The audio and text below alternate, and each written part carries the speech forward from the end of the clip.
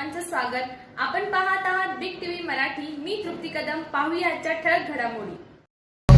सांगली जिल्हा आटकर समाज महासंघाचे उपाध्यक्ष रमेशकर आज या ठिकाणी माडगाव तालुका झालाच पाहिजे बेमुदत चक्री उपोषणचा आज दुसरा दिवस आहे। खरोखरच हा असला स्पॉट आहे, असला मध्यभाग खाली आपल्या पूर्णपणे तळागाळातील जतला जायला म्हटलं तर एक 100 ते 80 ते 70 किलोमीटर असा अंतरावरती जत खूप लांब होते। त्यासाठी माडगाव हा असा एक सेंटर भाग आहे। इथनं धरून इकडे 10-12 गावं, इकडच्या साईडला दक्षिण काढला 10-12 गावं, असं सगळे मिळून हा माडगावचा एक मध्यभाग सेंटर भाग असा माडगाव तालुका होण्यासाठी एक सुव्यवस्था आणि जत तालुक्यात असा एक मध्यभाग आहे की या ठिकाणी खूप मोठ्या प्रमाणात बाजार भरला जातो। अख्ख्या महाराष्ट्रात माडगावचा बाजार म्हणजे प्रसिद्ध आहे आणि त्यासाठी खरोखरच सर्वजण आणि सरकारला एक विनंती आहे की बाबा जेणेकरून माडगाव तालुका होण्यासाठी खूप जण प्रयत्न करत आहेत आणि आज दुसरा दिवस त्यांचा चक्री उपोषणचा बेमुदत चक्री उपोषणचा दुसरा दिवस आहे। माझ्याकडून व कोळगीर गावाकडून आमचा पूर्णपणे पाठिंबा माडगाव गावाला आहे। माडगाव तालुका झालाच पाहिजे आणि खरोखरच सरकारने याकडे लक्ष द्यावा आणि माडगाव तालुका द्यावा अशी मी त्यांना विनंती करतो। आणि प्रत्येक गावात आपला धनगर समाज असू दे, कुठल्याही समाज असू दे, शेळी मेंढीची व्यापार त्या गावात जास्त होते आणि आंध्रा धरून मुंबई धरून या व्यापारी लोक ह्या गावात येतात। त्यामुळं आपल्याला अडचणी येत नाही। प्रत्येक आपल्याला कुठं तर तालुका दिलं आपल्याला फायदा होणार नाही।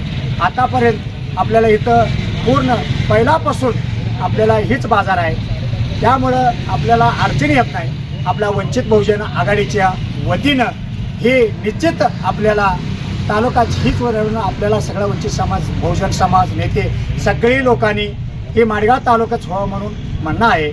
या BJP सरकारला माझा विनंती आहे, ह्या माडगाव तालुकाच आपल्याला पाहिजे आणि माडगाव तालुकाच करा म्हणून आपल्या वंचित बहुजन आघाडीच्या वतीनं आज माडगाव आम्ही पाठिंबा जाहीर केलेला आहे आणि तालुका निश्चित आपल्याला माडगावच व्हावं म्हणून मी हात जोडून विनंती करतो सरकारला माडगावच करा म्हणून। अशोकवाळे वसपेठच्या वतीने तालुका होण्यासाठी संपूर्ण पाठिंबा जाहीर असा आहे आमचा। मी राजाराम पडवळकर सर, कुणीकोणूर हायस्कूल। आज या ठिकाणी कामानिमित्त आलो असताना इथं उपोषण चाललेलं दिसलं। माझे मित्र नरळे सर सोबत होते आणि आता नरळे सरांनीच सांगितलं की माडगाव तालुका झालाच पाहिजे अशी आम्ही अपेक्षा व्यक्त करतो आणि तुम्हा सर्वांना तुमचं काम झाल्याशिवाय तुम्ही चक्री उपोषण सोडायचं नाही। आम्ही सर्वजण तुमच्या पाठीशी आहोत आणि पुन्हा शब्द म्हणतो माडगाव तालुका झालाच पाहिजे। धन्यवाद। हार्दिक हार्दिक अभिनंदन करतो। मी या माडगाव गावामध्ये 8वी 9वी 10वी शाळा शिकलो। या गावाचा मला खूप मोठा अभिमान आहे। या गावातील मला शिक्षण चांगले मिळालं। माझे मित्र राजाराम पडवळकर आहेत, तेही माझ्याबरोबर शिक्षणाला होते। आम्ही दोघेही हायस्कूलवर शिक्षक होतो। मी आता रिटायर झालेलो आहे आणि मला वाटतं मी 8वीला असताना ही पाण्याची टाकी बांधत असताना माननीय माजी सरपंच भीमा नाकोरे यांनी वसंतदादाला या ठिकाणी आणलं होतं आणि तालुका करण्यासाठी त्यांनी त्यावेळेला खूप मोठा प्रयत्न केला होता। बऱ्याच दिवसापासून या माडगाव गावचा ही तालुका व्हावाचा प्रयत्न चालू आहे, कारण माडगाव गाव हे मध्यवर्ती ठिकाण आहे। सर्व गावाला हे ठिकाण जवळ पडतंय आणि ग्रामस्थांची कोणत्याही प्रकारची अडचण निर्माण होणार नाही म्हणून मी या ठिकाणी जाहीर करतो की शासनाने याची दखल घेऊन माडगाव तालुका झालाच पाहिजे। मी माझ्या ग्रामस्थ कुणीकोणूर मंडळीच्या वतीनं, टोनेवाडी ग्रामस्थ मंडळीच्या वतीनं, खैराव ग्रामस्थ मंडळीच्या वतीनं मी तुम्हाला जाहीर पाठिंबा देतो आणि माडगाव तालुका झालाच पाहिजे, कारण हे ग्रामस्थाच्या वतीनं सर्व नागरिकाच्या वतीनं हे अत्यंत महत्वाचं आहे। तुम्ही प्रयत्न करा, आम्ही जीव तोडून तुमच्याशी प्रयत्न करतो आणि माडगाव तालुका झालाच पाहिजे एवढं बोलून या ठिकाणी मी थांबतो। राजाराम पडवळकर सर बोलतील आता। आज आपला जत तालुक्याच्या बाजूला माडगाव तालुका का व्हावं म्हटलं तर आपल्याला माडगावचे पहिल्यापासून योग्य रीतीनं आपल्याला मार्गदर्शन आणि कुठल्याही अडचणी न आपल्याला माडगावला येणार आहे। आपल्याला कर्नाटक बाउंड्रीला उमदी आणि संख ती पण कर्नाटक बाउंड्री आहे। ह्या दोन्ही तालुका झाल्यानंतर लोकाला त्रास होणार आहे। कसा त्रास होणार आहे म्हणलं तर आज ती अपर लाईन आहे. आपल्याला माडगाळ गाव अपर लाईन आहे. आज आपलं कुठलंही काम तहसीलदार ऑफिस इथं जर माडगाळमध्ये झालं आणि कामं करून आपल्याला सांगली गाठा लागते. त्यामुळं तिकडं जर उमदीला तुम्ही दिलं तर आपल्याला लोकाला अडचणी येणार. कसं अडचणी येणार म्हणजे आपल्याला काय काम असलं तर तसं काम असणारच आहे. त्या उमदीला आम्ही जाऊन काम करून आणि आम्हाला सांगली गाठायला होणार नाही. एक दिवस येळ मोडते. एक दिवस येळ मोडल्यानंतर आपल्याला काय होणार, पुन्हा 2 दिवस 3 दिवस जायला असं मार होते. तारीख तर त्या दिवशीच पडणार, त्या दिवशीच आम्ही हजर व्हावं हे अडचण आपल्याला येणार. त्यामुळं आपल्याला माडगाळ तालुकाच आपल्याला पाहिजे आहे. तुम्ही सर्वेला BJP पक्षाला मी विनंती करतो, सत्ताधार आता आमदार साहेबाला पण मी विनंती करतो, आपल्या माडगाळ तालुकाच आपल्याला करून दाखवावं त्यांना मागून घेतो. त्या अधिकाऱ्याला पण माझी विनंती आहे आज आमदारला. आणि सगळे व्यापार आज आपला धनगर समाज पूर्ण उठून प्रत्येक शुक्रवारी मेंढी शेळी या ठिकाणी उपोषणाच्या माध्यमातून प्रशासनाला तुमच्या काय मागण्या आहेत त्या मागण्या या ठिकाणी व्यक्त होण्यासाठी या ठिकाणी सर्वजण माडगाळचे ग्रामस्थ या ठिकाणी बसला आहात. विषय सांगायचं म्हटलं तर मगाच्यापासून बघतोय आपण की माडगाळ तालुका व्हायला पाहिजे ही फक्त मागणी आहे. पण माझं मत आहे का झाला नाही हा जात प्रशासनाला याच्यापूर्वी आपण विचारला पाहिजे होता. सांगायचं म्हणलं माडगाळची ओळख हे महाराष्ट्राच्या नागपूरच्या कोपऱ्यामधल्या व्यक्तीला माहीत आहे, कोकणातल्या व्यक्तीला माहीत आहे, लातूरच्या व्यक्तीला माहीत आहे. याचं छोटंसं कारण काय आहे, तुमची माडगाळची मेंढी हे जग महाराष्ट्र प्रसिद्ध आहे. मग एवढं नाव लौकिक असताना माडगाळ मेंढी एवढी प्रसिद्ध असताना माडगाळ तालुका यांना मागणी मान्य करायला का एवढा वेळ लागतोय, का मागणी मान्य करत नाहीत? जर हे माडगाळ नाव हे महाराष्ट्राच्या कानाकोपऱ्यात गेलं असेल तर तुम्हाला तालुका करायला एवढा वेळ लागतोय. ही सर्वात मोठी खंत आहे. विषय सांगायचं म्हणलं तर माडगाळ हे बाजारपेठ स्वातंत्र्यापासून चालू आहे. आज आपण बाजारपेठला कोणत्या बोलायचं असेल ते एरवीपर्यंत कारागिरीपासून ते खाली उमदीपर्यंत लोक येतात. मग एवढं हे प्रसिद्ध मार्केट असताना माडगाळवरती अन्याय का होतोय? माडगाळ तालुका का होत नाहीये? दुसऱ्या गावांचा विचार का केला जातोय? दुसऱ्या गावांच्या तालुक्याची निर्मिती का होते?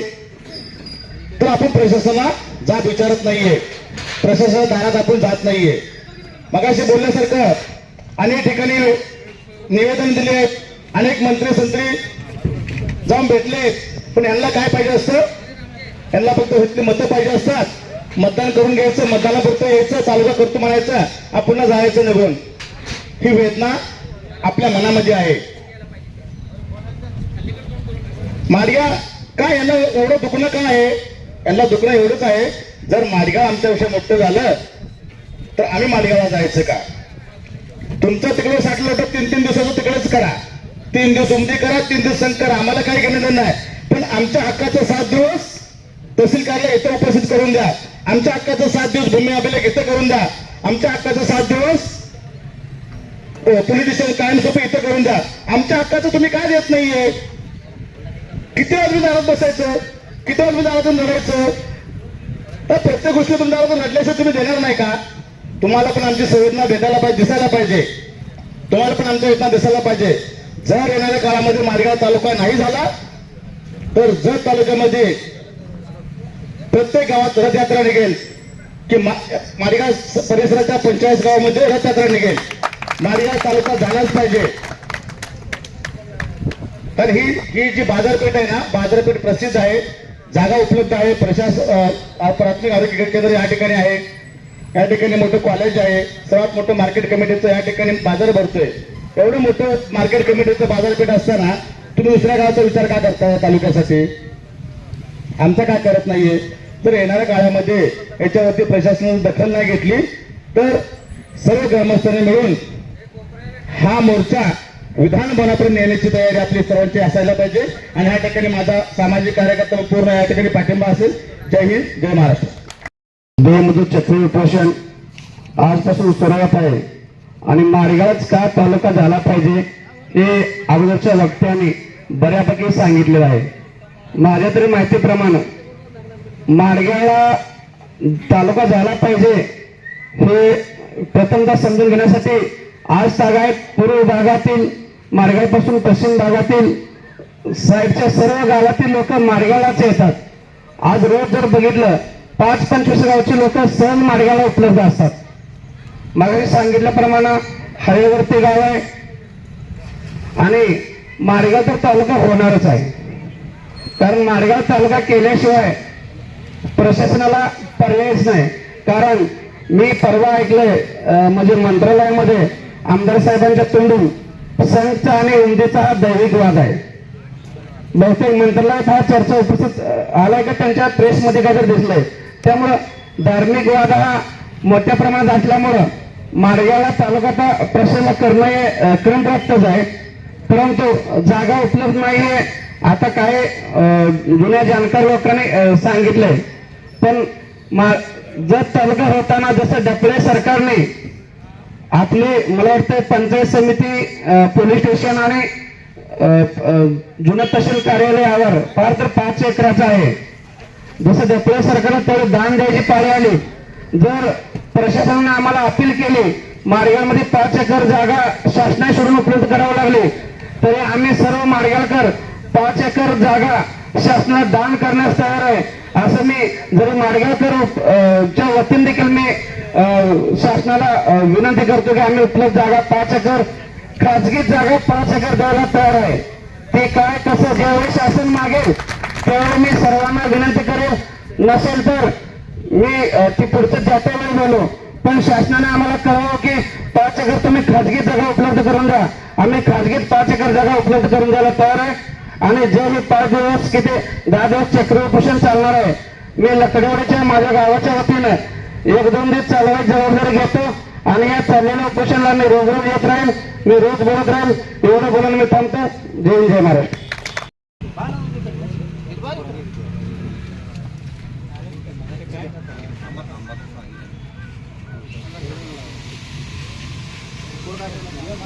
Thank you.